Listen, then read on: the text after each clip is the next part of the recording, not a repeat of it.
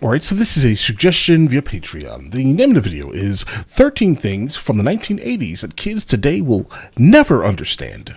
Let's go ahead and check it out. Coming from the channel Recollection Road. The 1980s was an amazing time to grow up. The changes taking place in just about every aspect of life could be felt by everyone. Technology was the biggest driver of this. It was booming. And life seemed like it couldn't get any better. The 1980s were a good mix of a latchkey past and the digital future that was to come. But things today are far different from what we ever imagined. So let's take a look at 13 things from the 1980s that kids today would never fully understand. Let's go. All right, guys, in full disclosure, I was born in 1986, so my childhood really, I guess it was in the 80s, kind of, but I don't remember none of that, bro. My earliest years of remembrance, I would say, probably is like 94, 95. But let's see.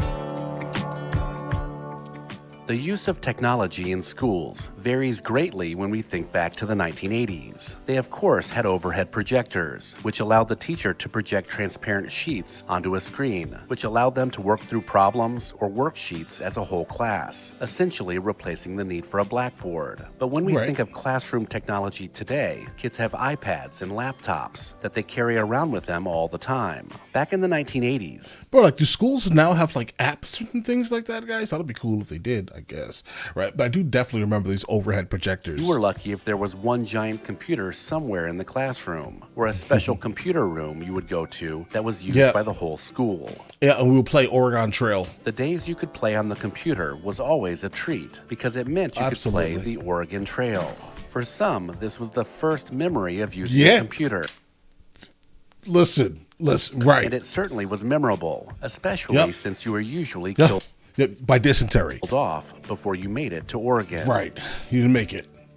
You didn't make it. I would love to find that game, today guys. Have access to more entertainment than they could ever dream of consuming. When new movies come out, you can stream them instantly, and you don't even have to beg your parents. In the 1980s, the closest thing to on-demand was waiting all week to head to the video store. This was after you waited months for the movie to be released on VHS. Then when you would head over to the new release section at your local video store, there's a good chance all the copies were already rented, and you had to wait even longer. I know I have my Blockbuster card. Making that weekly trip to rent movies and leaving with a stack of VHS tapes that would fill your weekend. Oh yeah, and you also had to remember to rewind the movies before you return them to the store.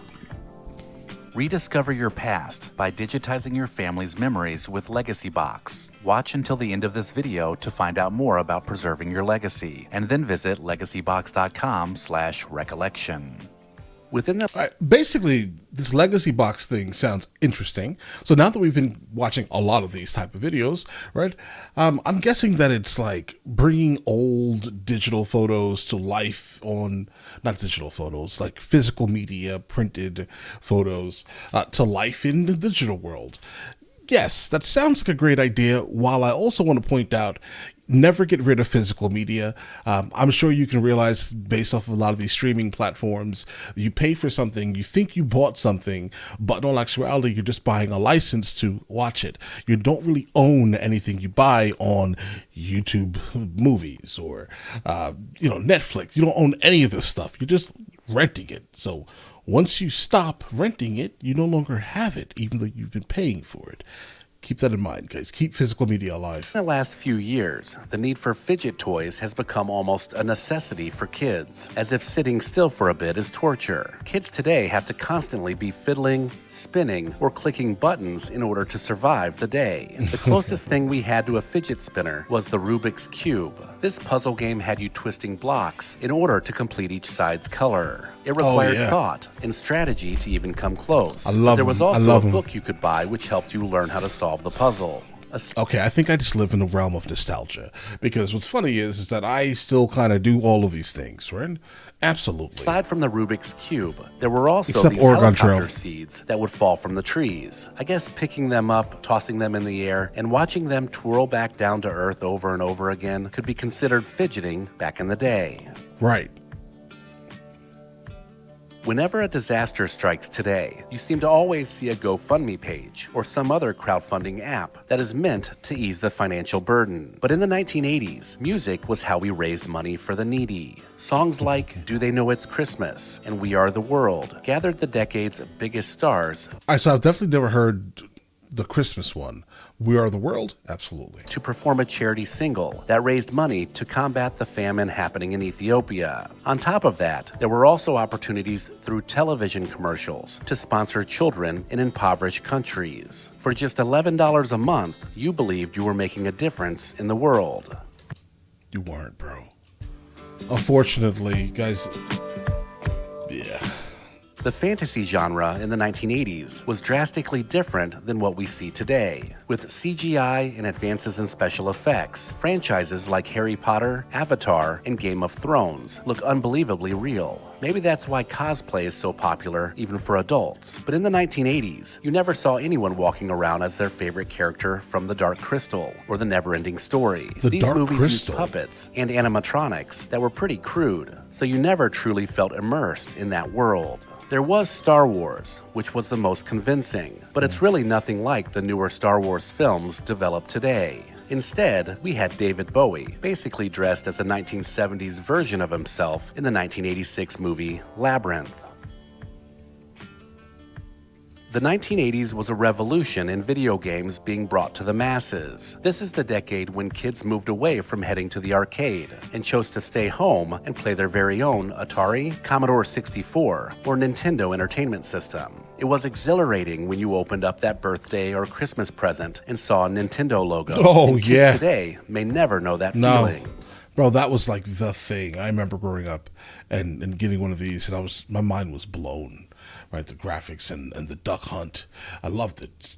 Mario. However, video games were large cartridges, and they occasionally needed special treatment before they could be played. Nintendo games like Duck Hunt and The Legend of Zelda may have needed the dust blown out before you could get it to load. Right. If that didn't work, you might also have to try inserting the cartridge in different ways to get it to start. Today, games live online, and video game bro, they did have the double game version. That's crazy. Consoles are just computers that connect to the internet, and they give you instant access to any game you want to play. Oh yeah, and the controllers are wireless now, so you don't have to sit within 6 feet of the television to play a game. Yeah, and they die constantly, so you're going to end up connecting it to the wire anyway, and sitting 6 feet or getting an extended cable. During the 1980s, rainbows were not a statement about your sexuality. It was just a colorful way to accessorize an outfit. Who didn't wear the standard 1980s flip-flops with rainbow straps? There were also the occasional set of suspenders or a belt that added a pop of color to any toddler outfit. Wait, bro, is that from Mork and Mindy? A set of suspenders or a belt that added a pop of color to any toddler outfit. We also had Punky Brewster, Rainbow Bright, and even Reading Rainbow, which pretty much every kid in the 1980s grew up watching. Yeah, Reading Rainbow. Today, the world of music is large, and kids have endless options when it comes to finding their favorite musician, from rap to country, Disney Channel pop stars to YouTubers.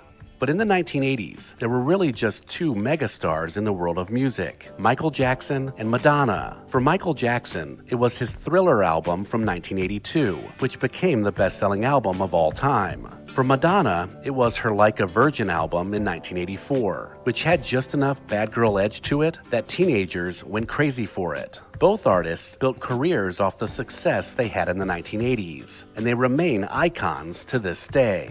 Super young Quincy Jones. The fast food experience in the 1980s was all about the promotions. I mean, who didn't have a set of Smurf glasses in their kitchen cupboard? Not only was the food affordable back then, but you got a ton of free stuff. Bro, I think I actually did have one of these Smurf glasses, as just a matter of fact. I don't recognize the other ones, but I do absolutely recognize this. Or maybe someone's house that I frequented had one of these. I can't remember. 2. From 3D glasses and toys to California raisins and Muppet Babies, McDonald's, Burger King, and Hardee's were always offering up the coolest promo to get you in the door. Even Pizza Hut had promotional drinkware with the release of E.T. in 1982. And who could forget the Noid figures you could pick up at Domino's in the 1980s? Noid. Today, the influence that movies and pop culture have on fast food choices is pretty non-existent. And on top of that, inflation is about the only thing on the menu these days. Exactly. Just like with movies and video games, streaming services give viewers control when it comes to watching their favorite show. But during the 80s, TV shows were a weekly event that aired on a specific channel at a specific time. So if you missed it, you were out of luck. Right. That's why it was so important to consult the TV guide or the listings available in the newspaper if you wanted to watch something. Most people had a favorite night for watching TV, and that led to networks blocking their most popular shows into one night. NBC's must-see TV, although it wouldn't be called that until the 1990s, was Thursday nights, anchored by The Cosby Show. And TGIF became ABC's Big Friday Night, with shows... Oh, guys, I remember like not wanting to go outside because it was TGIF on ABC, bro. like Full House and Perfect I remember Strangers. If you didn't have a VCR set to record your favorite shows, then you were at the mercy of catching reruns, which might mean months of waiting. And not even the correct show in order. Making phone calls, just like writing letters, was how we communicated with people during the 1980s. This was before texting, FaceTime, and smartphones. There were 3 types of calls you could make. A local call, which you would make to friends. A long-distance expensive call, which you waited until after 7 p.m. to make because it was cheaper. And then the collect call, when you wanted the other party to pay for it. Yeah, under no circumstance would you call someone collect by surprise, because most likely they were not going to pick up unless they were like your mother, right? We had to like, or your father, one of your parents, where you were out, it was too late, you need a ride or something, and you have to call, make that dreaded collect call, guys. Collect call meant dialing the operator first to provide the phone number and your name. They would then call the other person and see if they would accept the charges before they would connect the call. Phone bills were a big part of the 1980s, and it was easy to rack up a huge bill if you weren't careful. Today, we don't even think about phone charges, except when we are adding new lines to our family plan. One of the overarching themes of the 1980s was saying no to drugs. The Just Say No campaign was spearheaded by First Lady Nancy Reagan and was promoted through public events, public service announcements, and even incorporated into TV programming like Different Strokes and Punky Brewster. There was also the DARE program, which had popular shirts that read DARE to keep kids off drugs. Guys, I had to go into my nostalgic bag in my head, right?